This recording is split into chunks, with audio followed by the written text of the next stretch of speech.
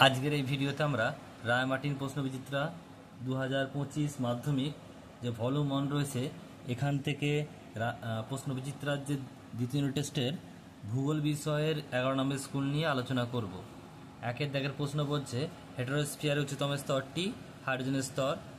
অক্ষাংশ অবস্থিত উপক্রান্তীয় উচ্চচাপ বলয়ে ফ্রান্সের রোন নদীর উপত্যকায় প্রবাহিত শীতল স্থানীয় বায়ুকে বলে চিনুক। নেক্সট প্রশ্ন উষ্ণ সমুদ্র স্রোত ও শীতল সমুদ্র স্রোতের যে স্থানে মিলিত হয় হিমপ্রাচীর। কোন স্থানে জোয়ার ও ভাটার প্রকৃত ব্যবধান 6 ঘন্টার বেশি। সামুদ্রিক লবণাক্ত বাতাস প্রয়োজন হয় ইক্ষু চাষে।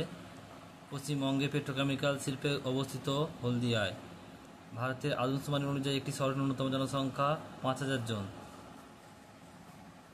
নেক্সট প্রশ্ন হচ্ছে দেখো শুদ্ধ অশুদ্ধ একেরটা বলছে যে বায়ুর চাপ 40 ব্যারোমিটারের সাহায্যে পরিমাপ করা হয়, এটা হবে শুদ্ধ, অর্থাৎ এখানে টিক দিলাম। নেক্সট বলছে বিশাখাপত্তনম ভারত একমাত্র শুল্ক মুক্ত বন্দর, এটা হবে ভুল, অশুদ্ধ। নেক্সট প্রশ্ন দেখো পরেরটা রয়েছে যে দাগের 2-এর একেরটা বলছে শূন্যস্থান পূরণ করতে হবে।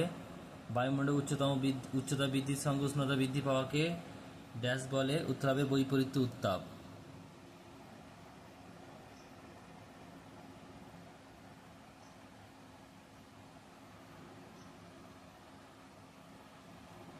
নেক্সট হচ্ছে পরেরটা দেখো ভারতের দীর্ঘতম জাতীয় সড়ক NH, এটা হবে 44।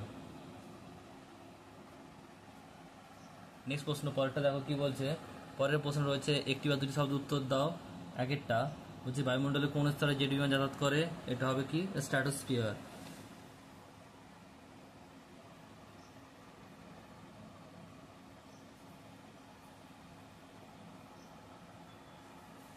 নেক্সট প্রশ্ন পরেরটা বলছে দেখো মরা জোয়ার কোন তিথিতে দেখা যায়, এটা হবে অষ্টমী।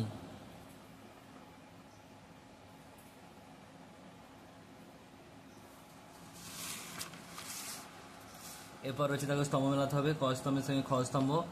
রয়েছে ক্রুশীয় স্রোত, এটা হবে 3, অর্থাৎ প্রশান্ত মহাসাগর। বলছে সাড়াসাড়ি বান, এটা হবে কি, এটা হবে হুগলি নদী, অর্থাৎ 4। নেক্সট রয়েছে দেখো বলছে বারাণসী, এটা হবে 2, অর্থাৎ ডিজেল রেল ইঞ্জিন। বাকিটা হচ্ছে পারাদ্বীপ, এটা হচ্ছে উড়িষ্যা 1।